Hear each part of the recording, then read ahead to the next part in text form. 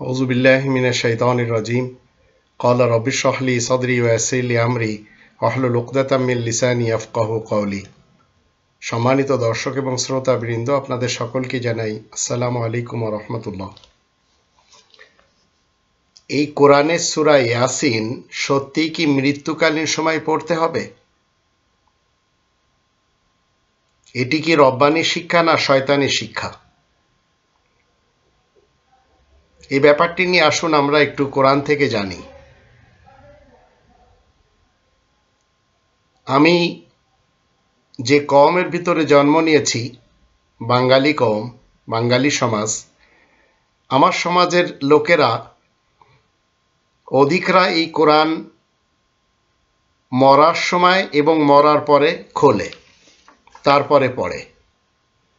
আর কিছু লোক রয়েছে যারা এই কোরআন হেফজ করে, খতম তারাবি পড়ায় টাকা নেওয়ার জন্য, কেউ কিরাতের প্রতিযোগিতা করার জন্য, এবং কেউ আবার ভিন দেশে যেয়ে বিভিন্ন ডিগ্রি নেওয়ার জন্য মূলত নিজ ভাষায় পড়তে তারা রাজি না। এই জাতিকে কোরআনচ্যুত করেছে ধর্মজীবী মোল্লা, পীর, বক্তা হুজুর, জামানার ইমাম এবং ধর্মের নামে যত খোয়ার রয়েছে, যাকে আমরা মাদ্রাসা বলি, এই লোকগুলি কোরআনের কাছে জনগণকে আসতে দেয় না।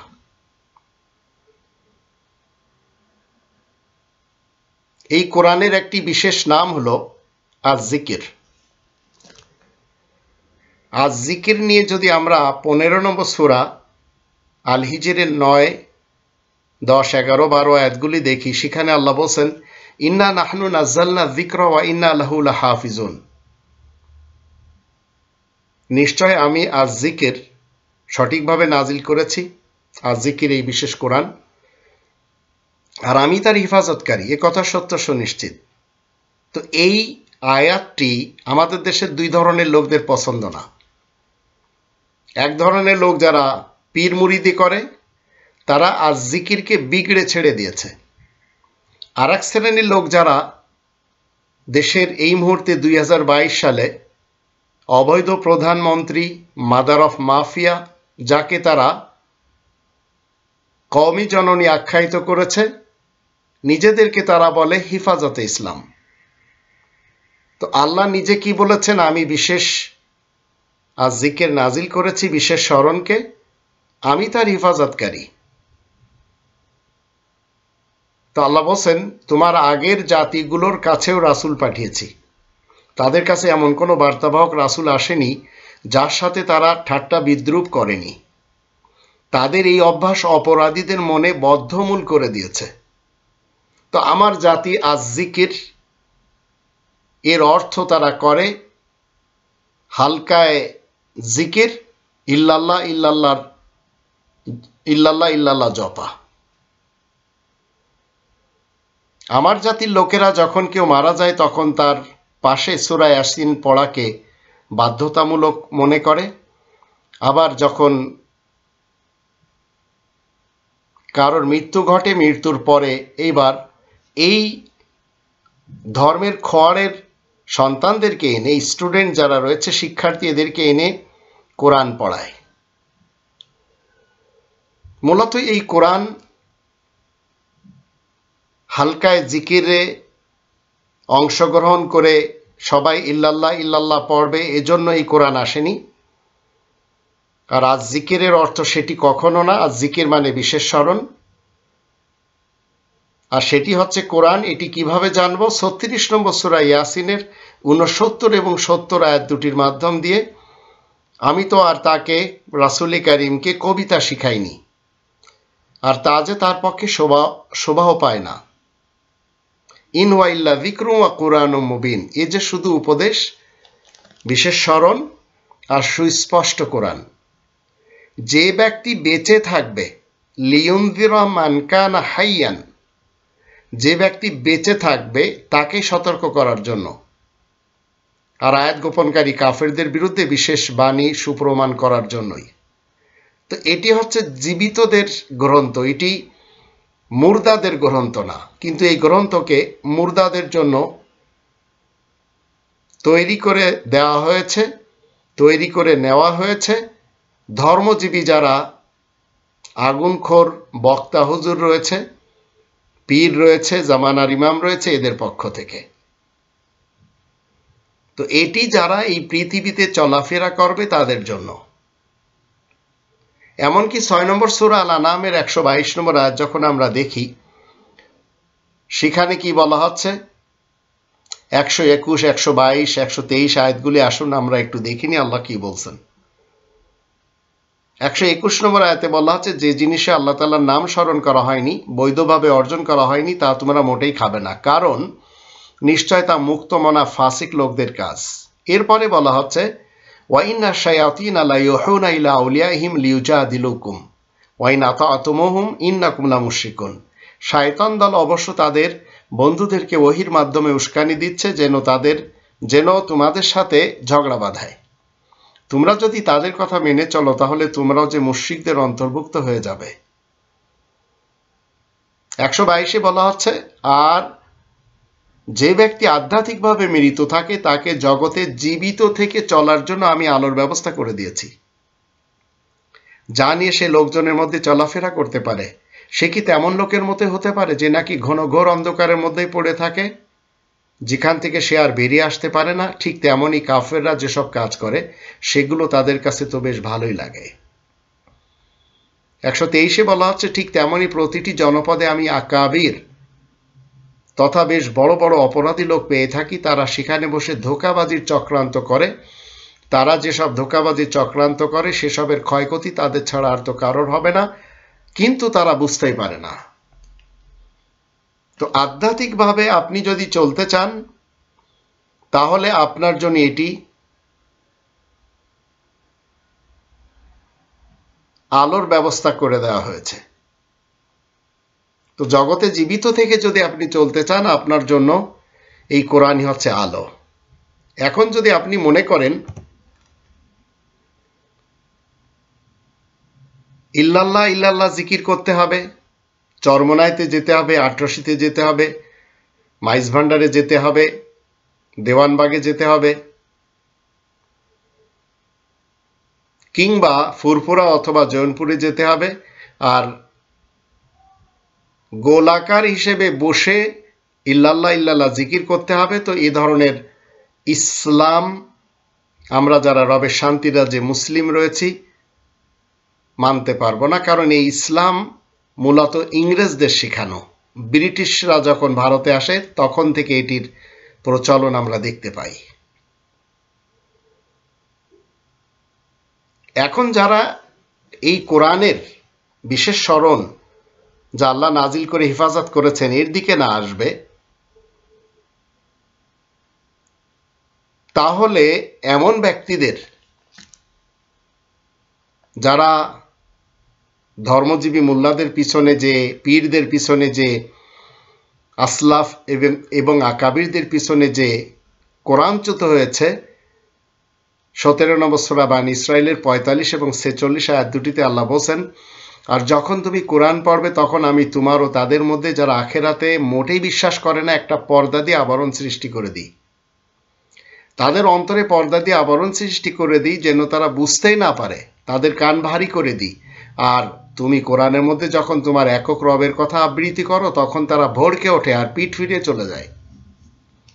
বিশ্বাস যদি আপনার না হয়, আজ আপনি চরমনার কোনো মুরিদকে বলেন যে আপনারা যে জিকিরের তর তরিকা তৈরি করেছেন এটি মোল্লাদের বানানো, ইসলামের না। আর মোল্লাদের ইসলামের সাথে রবের ইসলামের কোনো সম্পর্ক নেই। কারণ কোরআন যেটি বলে মোল্লারা সেটি করে না, আর মোল্লারা যেটি বলে কোরআন সেটি সাপোর্ট করে না।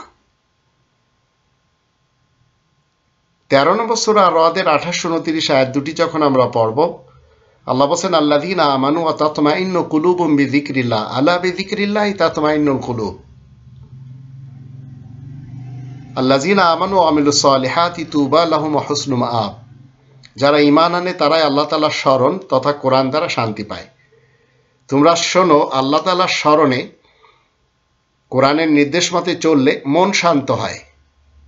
যারা ঈমান এনেছে এবং সংশোধনের কাজ করেছে তাদের জন্য সমৃদ্ধি আর ঠিকানাও যে বড় উত্তম রয়েছে। তো আপনি শান্তি কখন পাবেন? যে কোনো আয়াত বুঝে যদি আপনি নিজের জীবনকে পরিচালনা করেন, শান্তি পাবেন। আপনি যখন কোরআনের কোনো একটি আয়াত পড়বেন আর সেই আয়াতে যখন আল্লাহ তাআলার পক্ষ থেকে আদেশ থাকবে কিংবা নিষেধ থাকবে, সেই আদেশ যদি আপনি মেনে চলেন আর নিষেধাজ্ঞা থেকে যদি দূরে থাকেন, তাহলে আপনার হৃদয় অবশ্যই শান্তি পাবে। কিন্তু এই কোরআনের ধারে কাছে যে সমস্ত ধর্মজীবী বক্তারা এবং মিথ্যা দাবিদার নবী রাসূল, এমনকি পীর সমাজ যারা রয়েছে, এরা আপনাকে কি বলবে? যে কোনো আয়াত বুঝতে হলে আপনাকে 14টি উলুম জানতে হবে। তাই যে কোনো আয়াত আপনাকে আমাকে এই ধর্মজীবীরা পড়তে দেয় না।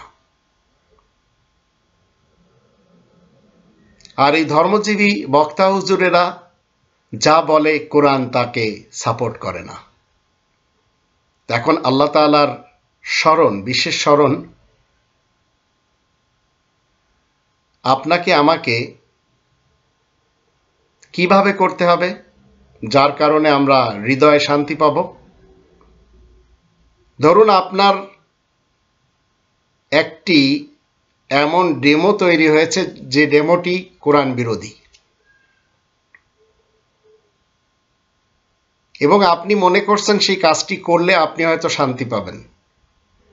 এমত অবস্থায় কোরআনের পক্ষ থেকে নিষেধাজ্ঞা আসলো, আপনি কোরআনের নিষেধাজ্ঞাকে যখন জানতে পারলেন যে আপনার এই ডেমো যেটি কোরআন বিরোধী, এটি ঠিক না, তখন আপনি স্টপ হয়ে গেলে আপনার হৃদয় শান্তি পাবে। আমাদেরকে আল্লাহ রাব্বুল আলামিন অর্ডার দিয়েছেন আমরা যেন বাবা মার সাথে অসৎ ব্যবহার না করি, এমন কোনো শব্দ যেন ব্যবহার না করি যার কারণে তাদের কষ্ট হবে এবং তারা উফ বলতে বাধ্য হবে।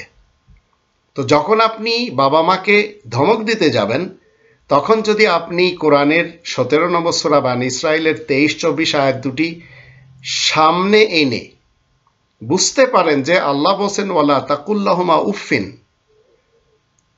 এমন কোনো শব্দ উচ্চারণ করা যাবে না যার কারণে বাবা মা বা উভয়জন অথবা তাদের দুজনের একজন কষ্ট পাবে, তখন আপনাকে রুকে যেতে হবে, স্টপ করতে হবে যে না, আমি যে ধমক দিতে চাচ্ছিলাম এটি আল্লাহ নিষেধ করেছেন।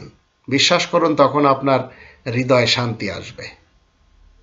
তো এই কোরআন যদি কেউ মনে করে যে এটি মৃত্যু ব্যক্তিদের জন্য, পরকালে যারা চলে গেছে তাদের গুনাহ খাতা মাফ করানোর জন্য, তো এই ধরনের